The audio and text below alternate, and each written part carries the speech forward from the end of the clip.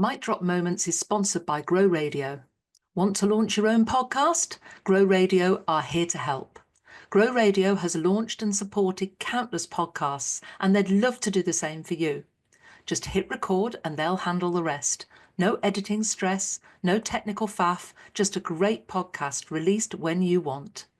Need a little extra support? Grow Radio's workshops and courses make getting started easy. Let's bring your podcast to life.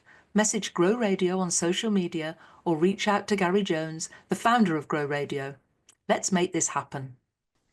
Welcome to Mic Drop Moments, and today I'm chatting with Daisy Ferns. Welcome, Daisy. Thank you. Thank you so much for having me. Now, I'm going to ask you to introduce yourself because you no doubt do it far better than me. So just tell us a little about what you do now. Yeah, of course. So as you mentioned, Sandra, my name is Daisy. I am a lead generation expert and I run a lead generation agency where we offer services for established business owners and also training for all sorts of different people so that they can make the most out of the leads they have and create thriving businesses. I live in Derby in the East Midlands with my husband and two children, and I've been working for myself now for, over 5 years now. Doesn't time fly? It does, and that sounds like a sort of pandemic start, but we'll come back to that in a minute, and we'll come back to the lead gen because I really want to. I have a topic every month, and my topic this month is step into the spotlight. And I think if you get the lead gen right, you can really shine in the spotlight. So we'll chat about that a little bit later. But I want to know what your backstory is, how you got to be doing what you do today. So just give us start wherever you wish, and just give us a bit of a potted history, as it were. Yeah, of course. So I actually stumbled into lead generation by accident, Sandra. I had another business. So in the pandemic, I started another business, a parenting business, because it was kind of based around my children. And they're 9 and 5 now. So, this was pre my son. And it was really good. Did really, really well with it. Scaled it. Added something else on, as you do. Added a training course and scaled that as well. And it was a chance conversation with a peer a few years ago who kind of said, what's the secret to all these leads you're getting in? And I kind of just said, well, I just talk to people. And I really do actually think it's as easy as that. But she then said, can you do it for me? So I said, yeah, absolutely. I love talking to people. That's the only thing that I ever got in trouble at school for, was talking too much. So that's kind of my thing. So I said, yeah, of course I will. And so started doing lead generation for her, starting conversations with people, passing them over to her at the point they were ready to buy. And then somebody else said, oh, wow, you've had amazing results for this person. You do so well at this yourself. Can you do it for me? So I started doing it for her as well. And then Lisa Johnson actually heard what we were doing. And she said, can you do it for me? So I said, absolutely. And then she said to me, why is this not your main business? You are so good at this. You've got a team here. And it really made me sit back and think, do you know what? This really is my zone of genius. Why aren't I going all in on this? Because I kind of still had my parenting business in the background. So I went all in on the lead gen, and we've expanded. I've got some fantastic people working for me. We've got some incredible clients, and complete accident based on something that I was good at. Isn't it interesting how a business can be formed? I mean, my business was an accident as well. Yeah. I broke my ankle and just thought I'd do a project. Okay. And 10 years later, it's been a business. So, Wow. I call it my accidental business. And I think sometimes we fall into something and we discover our zone of genius. We Yeah. discover that sweet spot. Sweet spot. I talk a lot about ikigai, doing something you love, doing something you're good at, what the world needs and what you can be paid for. And you've got that sweet spot, that zone of genius. So tell us what lead gen is, because I recently attended one of your masterclasses and it blew my mind, and I implemented straight away and got sales straight away. So I just want to say thank you for that. You're very welcome. So let's break it down for us, because some of our audience might not understand what this is and what is it, how do you do it, that type of thing. So give us a bit of a breakdown. Yeah, absolutely.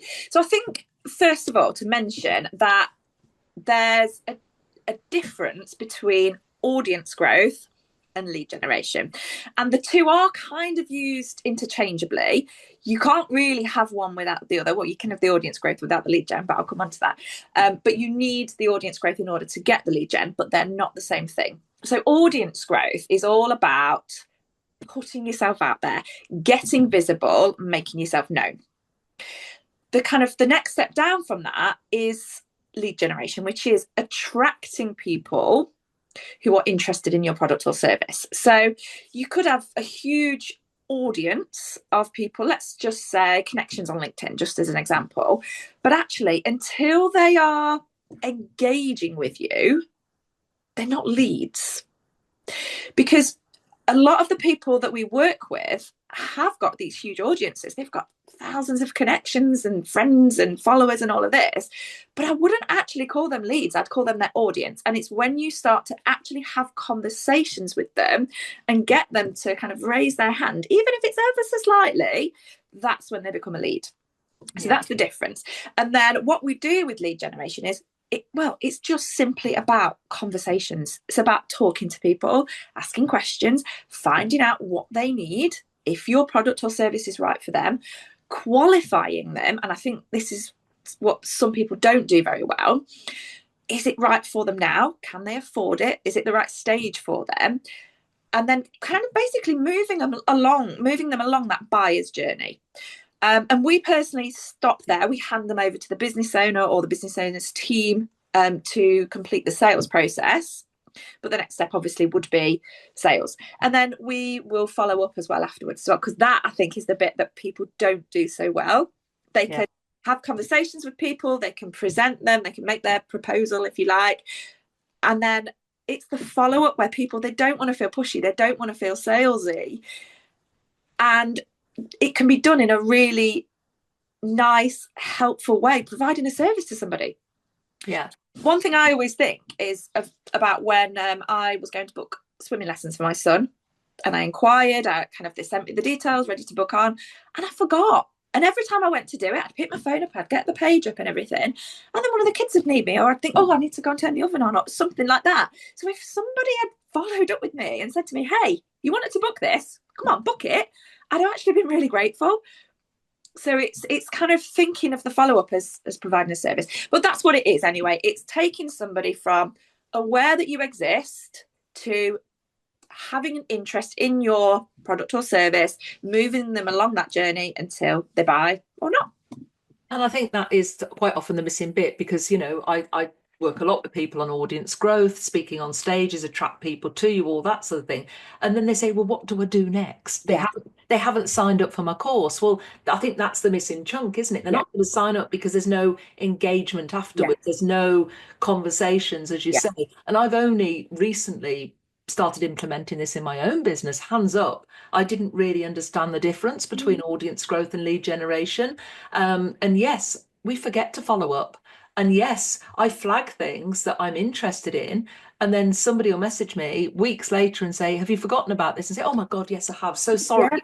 And, I flag things. And then maybe at the end of the month, I'll go back through them if I get chance. But we are so busy, saying in inverted commas, we forget. And, as business owners, we can't be all eyes on everything at the moment. And we've recently been on a retreat. We were in the same space, and I'm going on another retreat this week. And if I'm at the office for 3 days, my eyes will skim my emails and I'll just flag. I'll flag delete at the end of every day. But you have to build in time to come back to those flagged items. So the follow-up from somebody else is actually helpful. Really helpful. There's the right way of doing that, though. I think what I really hate to see is the constant, are you buying? Are you buying? Are you buying? Type. Because that is quite pushy, isn't it? But if you're going back to people to nudge them, to add extra value, to tell them about something that they maybe don't know, to help them paint a picture of, well, actually, if you do this in this time frame, in 6 months' time, your life could be like this. There's a really helpful way of doing it. And I think people need that extra nurture, that extra value in the world we live in at the moment, don't they? Yeah. And I think, connection is key right now. Without that connection piece and the whole trust argument and people, because I'm getting bombarded every day by bots. AI bots. They're Yeah. coming at me left, right, and center, and I'm just delete, delete, delete. But there's that trust factor. Is this a real person or is this somebody's automated bot? Are they being genuine? Are they really interested in my business? And we are bombarded by so much. I think we have to build the systems in our businesses to make sure that we are taking people on that journey. And so many people talk about the funnel, the audience growth, getting everybody in the top. And then we almost think, well, where's the sale? Yeah.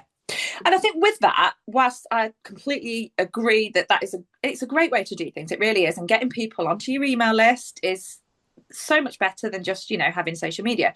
But there needs to be those elements of personal outreach built into that. And whether if that could be on social media, it could be on WhatsApp, it could whatever works for that particular business. But we need to have that human touch rather than your emails going out, which is absolutely great. But are people buying now just from emails? We've been just supporting a business owner with a huge launch recently, and we've made some incredible sales through personal outreach. Yeah, and I think the personal outreach is what's, because as I say, just a message to somebody saying, Yeah, have you seen this?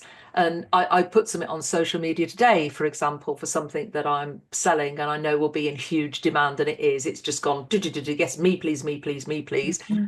And, I know I've got to follow up with those. I haven't got enough for everybody that said me, please. Yeah, But the personal outreach will now follow, and people have reached out to me. So I've gone yeah, back to them. And that's where the conversations start. That's where it all starts to happen. And I am yeah, finding myself that most of my conversations are happening in the inbox. I don't mean the spammy pitch slaps that I yeah. get.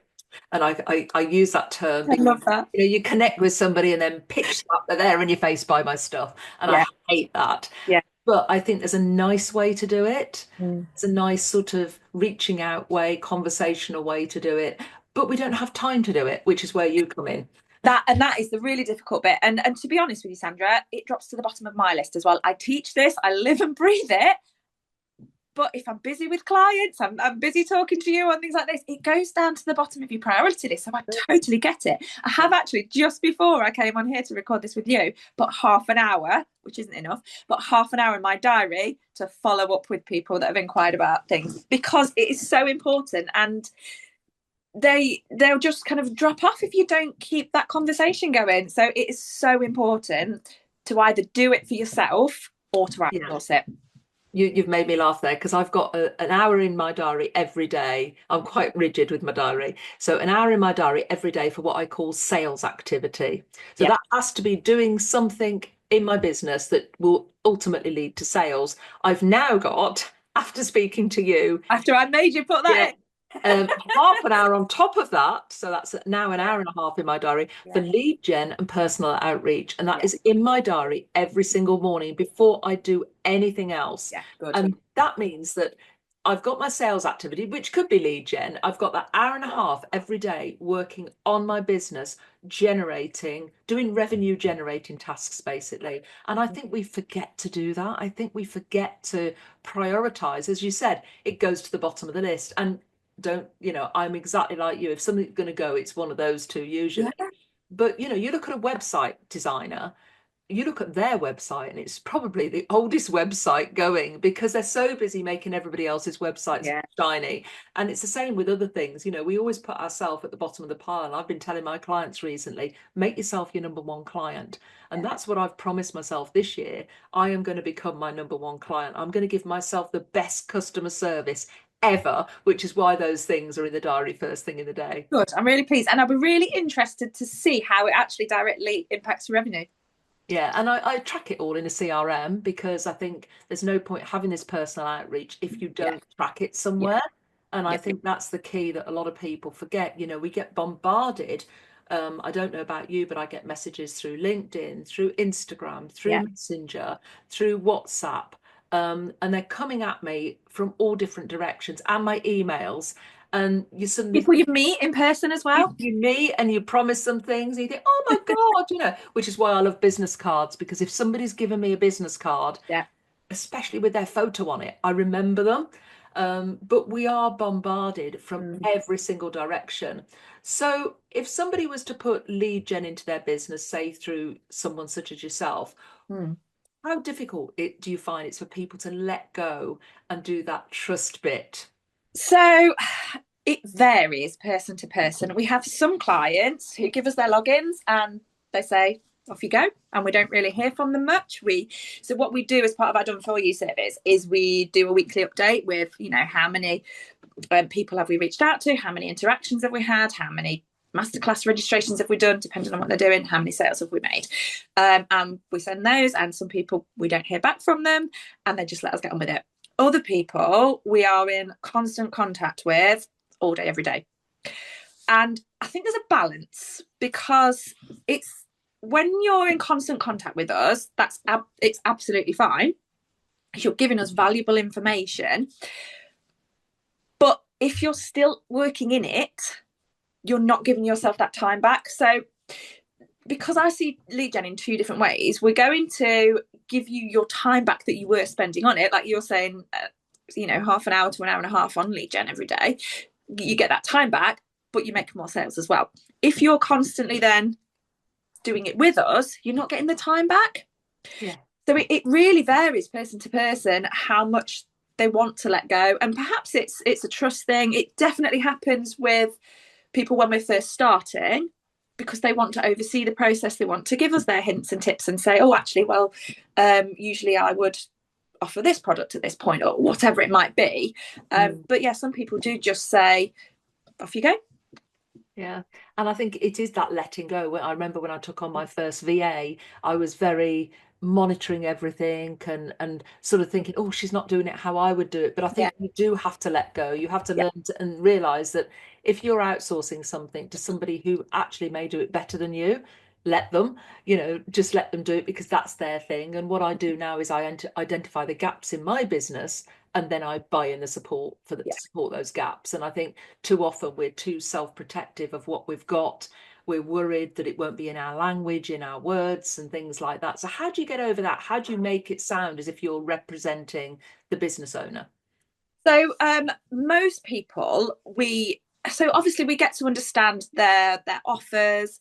We look at their websites, their tone of voice, that kind of thing, and we make sure that what we're saying is in line with those kind of brand values, the brand tone.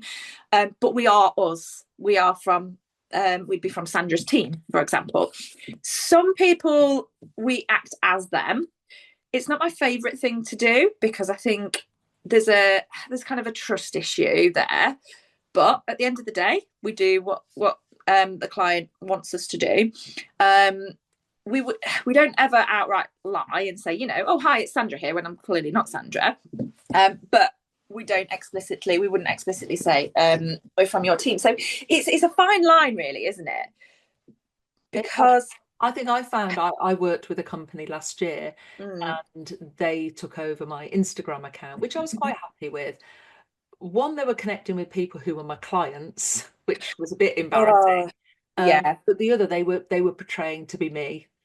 And although it was my words they were using, the responses didn't really. And when you're reaching out with a message like that to a client, and the client comes back, but I already work with you, and you think, oh, that's I don't like to go back and say, oh, sorry, I've got someone doing this for me. So I actually think it's better if it is, I agree. hi, I'm one of Sandra's team, or hi, I'm one of, no, that's our preferred way of doing it as well. And I think the other thing is with that is when we are then asking for feedback on a masterclass or whatever it might be, they're more likely to be open with us, because they're not fearing that they're offending the business owner, the person that was doing the presenting, or whatever it might be.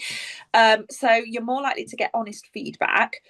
And also, as the business owner, and I suppose this isn't just related to what you're saying about who are they, but if you're getting somebody to do your lead gen for you, you're removing yourself from taking it personally. Which I think is actually quite important, because we like, if somebody says no, not for me, thank you, it's a rejection, isn't it? And that's something that's really hard to overcome. So if you have somebody doing it for you, they're more likely to be honest, but also you don't you're a step removed from it. That's what I'm trying to say. Well, it's similar to your credit control. I outsource my credit control to my VA now, so it's one step removed from me, because I don't like, I say, oh, could you please pay me? You've not paid. You don't want to say that. So having somebody else do it doesn't matter, because yeah, and I suppose it's exactly the same thing, isn't it? Delegating out and being confident in that, and this is why I say identify the gaps and give it to the experts, because that's my dog barking in the background, joining us. But it's actually finding the gaps, finding the best people to support you for those gaps, and then trusting them to do what they know best. Yeah. We always say to people as well, we're not you. Like, we might not do it perfectly, exactly how you would do it. You might be able to get back to somebody within 10 minutes. Unfortunately, unless we're actually working on your account actively in that 10 minutes, it might take us a short while to get back to you. So it's setting those expectations as well, isn't it? And we're never going to say that we are you and we're going to be doing absolutely everything exactly how you want us to. And it's a learning curve as well, though, isn't it? Like, we always say it's a two-way process, and you give us feedback if you want us to do things differently. And I think that's how any business should run, and anybody that you outsource to. I hope people are doing that.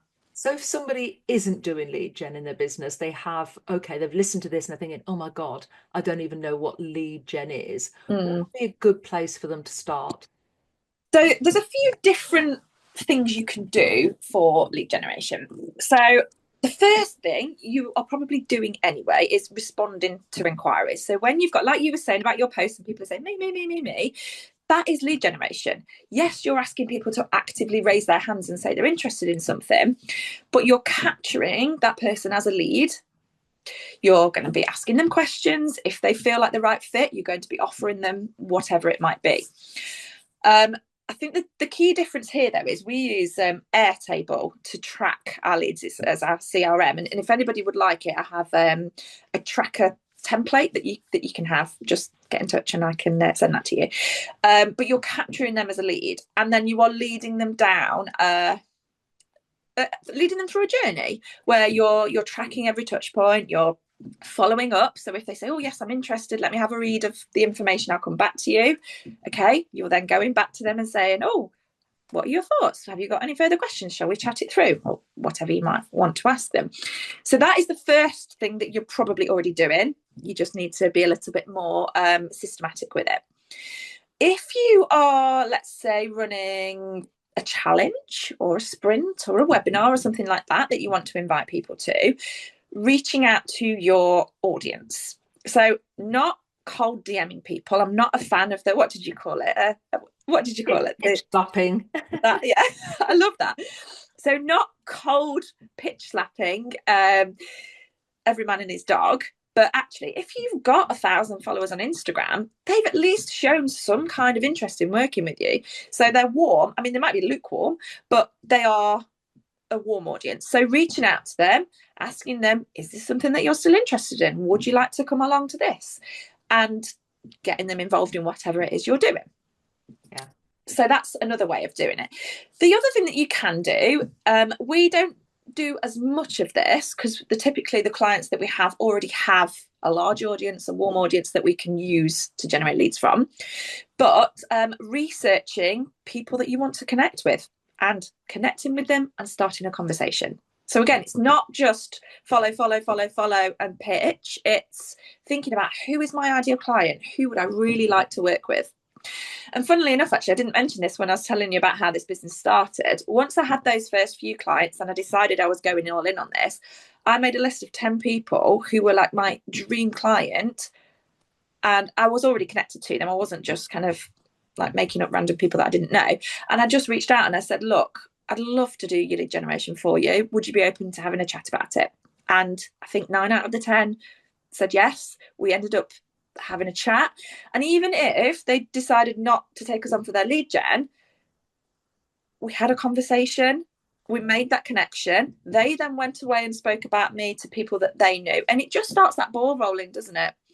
So the 3 things there. So actually working with the people that you've already got inquiring, systemizing the process and following up with them. It's talking to your warm audience, letting them know what you're doing, asking them questions, having conversations with them, but then also researching who is my ideal client, who are my dream clients, and you know what? Let's start a conversation. Love it. Love it. Really helpful, really useful. Interesting what you say about having that top 10 that you'd love to work with. I always used to, in my previous business, which was a solicitor's practice, I used to have a whiteboard on the wall of the 10 ideal clients we'd love to work with. And you know, we set a challenge in the office. Let's connect with them. Let's get to know them. And one by one, they all became clients. And Amazing. it used to really incentivize us as we tick them off the list and replace them with new ones. So yes, a really great idea to do that. Sadly, we are running out of time. Have you got anything exciting coming up that you'd like to share with us? I really have. So in June, I'm going to be running a big event called LeadGen Live. And as far as I'm aware, it's the first of its kind. So I'm actually only launching it this week. So you're one of the first people to know about it, Sandra. And what we're going to be doing is learning about lead generation, of course, but we're actually going to be implementing there and then in the room on the day. There's going to be specially curated sessions so that people can generate leads in the room from the people that are in the room. So I'm really, really excited about it. I've got some fantastic speakers coming along as well. And that's on the 11th of June. And where's that taking place? It's at the Belfry in the West Midlands. Oh, that just happens to be right near where I live. So it's not too far from me at all. So yeah, not too far. Send us the link and we'll put that in the show notes to that as well. Sadly, we have run out of time, and I always ask my guests to leave us with a mic drop moment, a piece of advice, a top tip, or piece of your wisdom. What would yours be? I would say that you don't need more leads. You just need to use the ones that you have conversations with people and see where it leads. Great advice there, a great mic drop moment. Today, I've been chatting with Daisy Ferns. Thank you, Daisy. Thank you so much for having me, Sandra.